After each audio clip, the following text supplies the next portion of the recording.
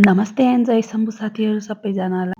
तपाईँहरूलाई स्वागत छ मेरो मिनी ब्लगको अर्को एपिसोडमा। आज चाहिँ बिहानै उठेर म पहिला सुरु फ्रेस भइसकेपछि कफी बनाउन लागेको साथीहरू। अब घर गयो भनेपछि त आफ्नो रुटिनहरू सबै बिग्रिन्छ, तर रुममा आइसकेपछि त अब आफ्नो रुटिनहरूलाई त चालु गर्नु पर्यो हैन। त्यसैले सुरुमा चाहिँ मर्निङ वाटर लिँदैछु म। अहिले चाहिँ मेरो रुममा कागती छैन साथीहरू, सो त्यसैले चाहिँ म कफी मात्रै खाँदैछु। हिजोदेखिको प्रब्लम हो मेरो, यो ग्यास अन गर्यो कि अफ हुँदैछ।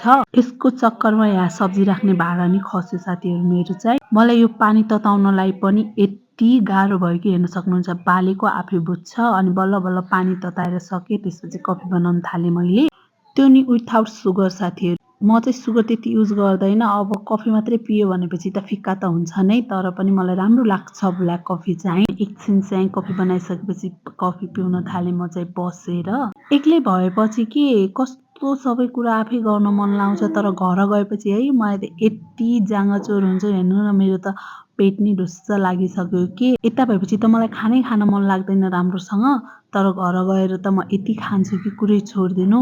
पेट पनि लागिसक्यो मेरो। त्यसैले एक्सर्साइज नगरेको पनि धेरै भइसकेको थियो साथीहरू। त्यसैले म आज एक्सर्साइज गर्दैछु। अनि अहिले ट्रेन्ड चलिरहेछ नि बङ्कु भैया भन्ने, सोसल मिडियामा त्यही गर्दै थिएँ कि मलाई त कस्तो गाह्रो लाग्यो।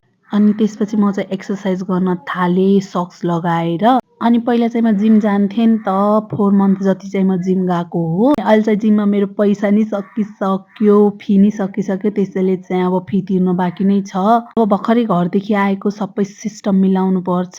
पहिला त अब रुम भाडाहरू तिर्ने बाँकी छ, सामानहरू किन्ने बाँकी छ। त्यसैले यो महिना चाहिँ म जिम नजाने भनेको अब मार्चको महिनादेखि हेर्नुपर्छ साथीहरू। त्यसैले अब चाहिँ घरमै एक्सर्साइज गर्ने सोच बनाइरहेको छु मैले चाहिँ। पहिला पनि म जिम नजानुभन्दा चाहिँ घरमा नै एक्सर्साइज गर्थेँ। त्यसैले अब फेरि म स्टार्ट घरबाट नै गर्छु एक्सर्साइज गर्न। अनि के मैले हिजो 1000 रुपियाँ एक्सचेन्ज गरेको है, मेरो त 500 खतम भइसक्यो कि कति छिटो सकिन्छ भने। अनि म चाहिँ सब्जी लिन गएँ, अझै 400 रुपियाँ ग्यास बनाउने भाइलाई दिनु छ। ऊ चाहिँ पाइप लिन गइदिएको छ, ग्यासको पाइप बिग्रेको रे। त्यसैले त्यो झ्याप झ्याप बुतिरहेको रहेछ चुला चाहिँ, ग्यासको पाइप नराम्रो भएकोले। अनि यो किराना पसल चाहिँ हाम्रो घरबेटीको हो क्या। अनि मेरो भाडा कति छ भनेर सोध्न गएको मैले, जब कि बत्ती नै चलाएको छैन। मेरो 5 युनिट आयो अरे कि। म त मङ्सिरको महिना घर छु, 5 युनिट आयो भन्दा मलाई कस्तो रिस उठ्यो।